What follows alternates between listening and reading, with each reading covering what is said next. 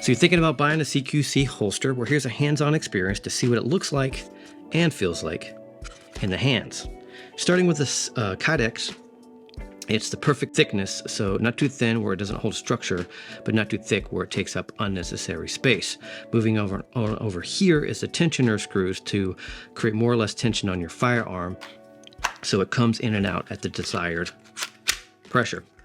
Moving on here is the wing. What this does is it presses against your belt to push the handle of your firearm closer to your body, to contour better to your body, to help protect from printing, better concealment. Moving on over here, these are two tuckable plastic clips, and they can be adjusted for ride height as well as cant. Be sure when you order any other types of mounting options for your belt that you want in one order, because you can take this apart and adjust it as time goes on for your different needs. You have quite a few different belt options, as you can see there, and up top you should be able to find pictures of the most common or suggested ones for your particular thing.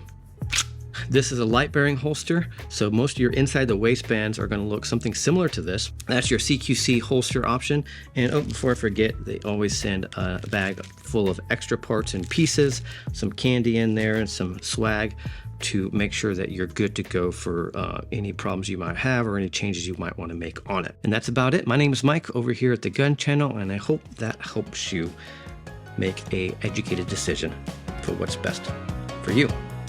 Thanks. See ya.